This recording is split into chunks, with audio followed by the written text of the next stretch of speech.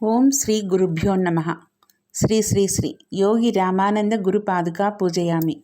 శ్రీ లలితా సహస్రనామ స్తోత్రంలోని 34వ శ్లోక వివరణ.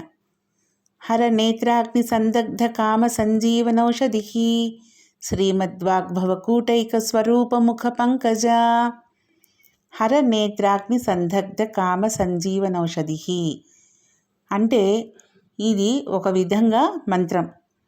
హర నేత్రాగ్ని విద్య, కామ సంజీవని ఔషధ విద్య రెండూ ఉన్నాయి. ఇందులో బీజాక్షరాలు ఉన్నాయి.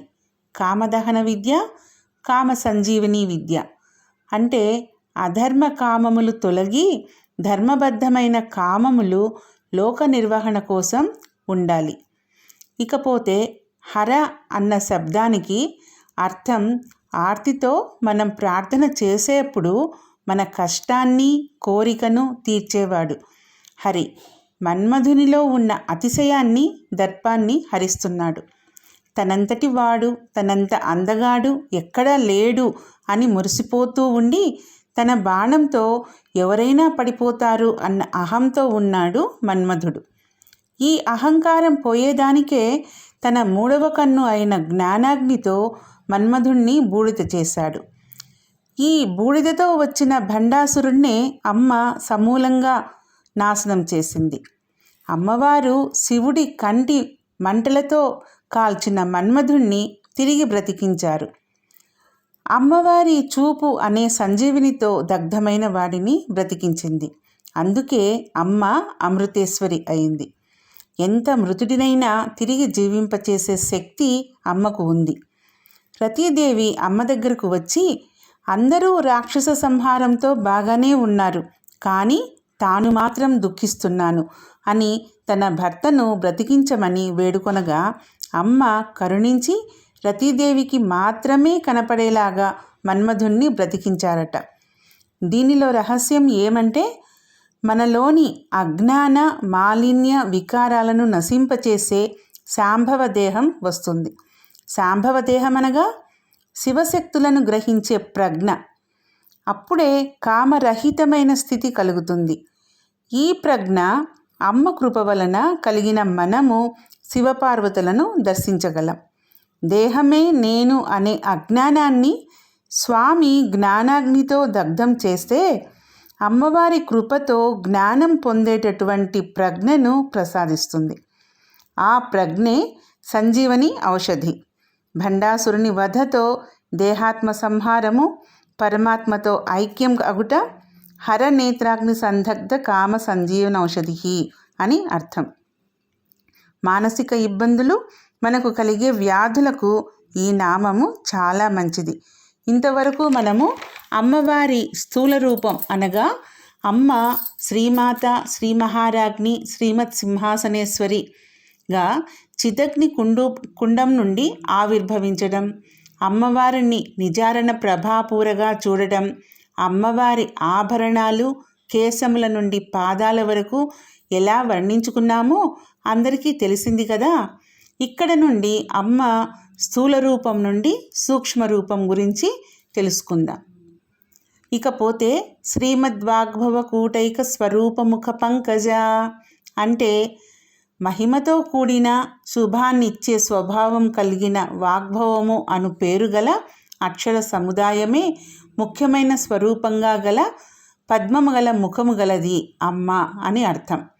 అమ్మవారి స్వరూపాన్ని 4 విధాలుగా గుర్తించవచ్చు.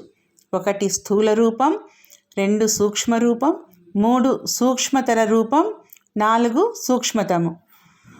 భౌతికమైన అవయవాలతో కూడిన అమ్మవారి దేహం స్థూల రూపాన్ని తెలియజేస్తుంది. ఇక రెండవది పంచదశి మంత్రాక్షరాలచే సూచింపబడేది అమ్మవారి సూక్ష్మ రూపం. మూడవది కామ కళాక్షరాలచే సూచింపబడేది అమ్మవారి సూక్ష్మతర రూపం. ఇక 4వది కుండలిని రూపమే అమ్మవారి సూక్ష్మతమ రూపం అన్నమాట. అమ్మవారు సృష్టి స్వరూపిణిగా 15 అక్షరాలతో సంకేతింపబడే మంత్రమే పంచదశాక్షరి మంత్రం. ఈ మంత్రరూపమే అమ్మవారి సూక్ష్మ రూపాన్ని తెలియజేస్తుంది. కయ్యే ఈల హ్రీం హసక హల హ్రీం సకల హ్రీం అనేది పంచదశి అక్షర మంత్రాలన్నమాట. ఈ మంత్రంలో మొదటి వర్గానికి లేదా కూటానికి చెందిన కయ్యే ఈల హ్రీం అనే 5 అక్షరాల కూటమిని వాగ్భవ కూటమి అని అంటారు. ఈ కూటమి కా అనే అక్షరంతో మొదలైంది కాబట్టే కాది కూటమి అని కూడా దీన్ని అంటారన్నమాట. ఈ కూటమిలో అమ్మవారి కంఠము, పెదవులు, కన్నులు, చెవులు వీటితో కూడి వాక్కులను కలిగించే ముఖాన్ని సూచిస్తుంది. ఈ ముఖాన్ని పద్మంతో పోల్చారన్నమాట. కాడతో ఉన్న పద్మంతో కంఠంతో ఉన్న అమ్మవారి ముఖాన్ని సరిపోల్చుకోవాలి. పద్మం యొక్క వికాసంతో వెలుగు యొక్క వైభవం ఎలా తెలుస్తుందో వాగ్వైభవామంత ముఖం ద్వారా వ్యక్తమవుతుంది. పంచదశాక్షరం మంత్రంలోని వాగ్భవ కూటమును శ్రీతో కూర్చున్నప్పుడు శ్రీమత్ వాగ్భవ కూటం అవుతుంది. ఈ కూటాన్ని సూచించే అమ్మవారి ముఖాన్ని ధ్యానించిన, దర్శించిన సమస్త విద్యలను ప్రసాదిస్తుంది. వాక్కుతో సాధించగలిగే సమస్త వ్యాపారాలను లాభదాయకంగా, శుభదాయకంగా సాధించి పెడుతుందన్నమాట. ఇంకా మోక్షాన్ని ప్రసాదిస్తుంది. వాగ్భవ బీజాక్షరము ఐం.